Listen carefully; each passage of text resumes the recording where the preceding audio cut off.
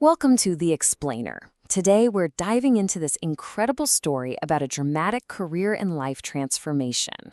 And it all hinges on one single crucial mental shift. It's a journey from feeling totally burned out and defeated to taking complete control of your own success. Let's get into how it happened. So this is the question that kicked the whole thing off for Shang Hui. At the time, she was an overworked teacher, and she felt like her life had just hit a wall. And this one single, baffling observation about her brother's life, it was about to set her on a path she never, ever expected. Okay, so let's set the scene. Shan Kui had just gotten back to Taiwan after spending 7 years in Australia. She was ready for a fresh start. But when she moved in with her brother, she found his whole world, and really her own, had been completely turned upside down. I mean, the contrast between their lives was just jarring. On one side, you've got her life as a teacher, emotionally draining work, feeling completely dried up, living on this fixed, pretty low salary. And then there's her brother. He had total freedom with his time, a huge weekly income. He was always buying new cars and gadgets, and he slept in every single day. She was burning out while he seemed to be living this life of, effortless abundance. And to put a number on it, this was her monthly take-home pay as a teacher. It's about $850 US. Now, compare that to her brother's monthly income of over 300,000 new Taiwan dollars.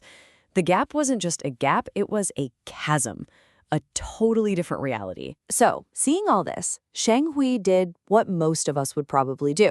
She decided to join her brother's business.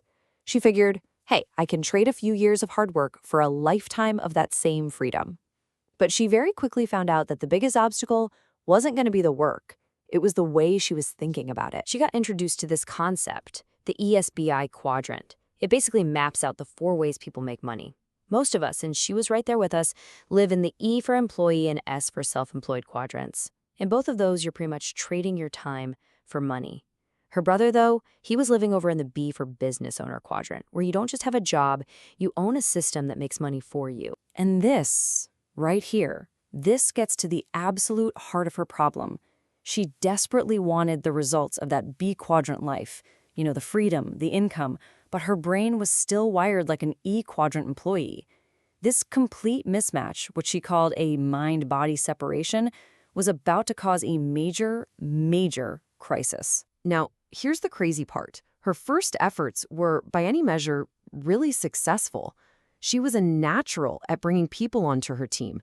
But paradoxically, it was this early win that led directly to her biggest breakdown. 17? That's how many people she recruited to her team in just her first year. Now, on paper, that sounds amazing, right? A huge victory. The system is working. But what happened next was a total nightmare. She just found herself drowning. She wasn't a business owner anymore. She was a 24/7 help desk for 17 different people. Every little question, every single problem, every complaint, it all came to her. She got so overwhelmed and so frustrated with what she saw as their lack of initiative that she would literally turn her phone to airplane mode and hide it in a closet just to get a second of peace. This is what she later called the victim cycle. This toxic loop she was completely trapped in. So, step 1, she'd face a problem, like the team wasn't hitting its goals. Step 2, she would blame them. I told them exactly what to do. Why aren't they doing it? Step 3, all that blame just made her feel completely helpless, totally powerless. And that led to step 4, she'd just get stuck, stewing in frustration, not able to move forward at all. Her breaking point, it came one day when she stumbled upon an old birthday card from a friend. And the card described her as a son, someone who warmed up everyone around her. Reading that, she just broke down. She realized how much this new venture had dimmed her own light. She looked at her team, most of them were strangers she'd just met online, and asked herself this really devastating question. Hitting that emotional rock bottom was the catalyst. It led to the single most important insight of her entire journey. And it was a really subtle but incredibly powerful shift in her thinking, all wrapped up in the difference between 2 simple words. The crucial difference she finally understood was between being responsible and being accountable. See, a responsible person, they do their assigned task. They say things like, well, I did my part, or it's not my fault they didn't listen. The job is done when their task is done. But an accountable person, they're totally different. They take full ownership of the final outcome, no matter what happens. They're not focused on blame, they're focused on the result. So, to put it another way, an accountable person doesn't just say, well, I sent the email.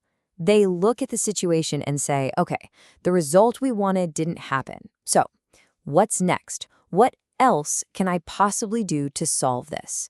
It's this relentless focus on finding solutions, not making excuses. And this was the big aha moment. True leaders, the real B quadrant people, they don't get stuck in that victim cycle. When a plan doesn't work out, they don't waste a single second pointing fingers. Their immediate automatic response is to pivot and start hunting for a new solution. They own the entire problem. So, armed with this powerful new way of thinking, Xianghui's entire approach changed. She stopped trying to fix her team and instead started the much, much harder and more important work of fixing herself. Instead of demanding that her team change, she basically drew up a blueprint for her own transformation. She started asking, okay, what does a truly successful leader in this business look and act like? She identified those traits, warmth, resilience, being a master problem solver, and then had to admit she was lacking in a lot of them. So she began to intentionally study and practice them because she understood she had to lead herself first. And with this shift, she took her success out of other people's hands and put it firmly back into her own. She realized she couldn't just wait for other people to give her the life she wanted. No, she had to build it herself by becoming the kind of person who was capable of achieving it. So ultimately, Xianghui's journey leaves us with a really powerful question to think about. It suggests that the key to unlocking all those external results we want, whether it's more money, more freedom, more happiness, it doesn't really lie in changing our circumstances or the people around us. It lies in the internal work of changing ourselves. And it all starts with that one simple, accountable thought. Okay, what more can I do?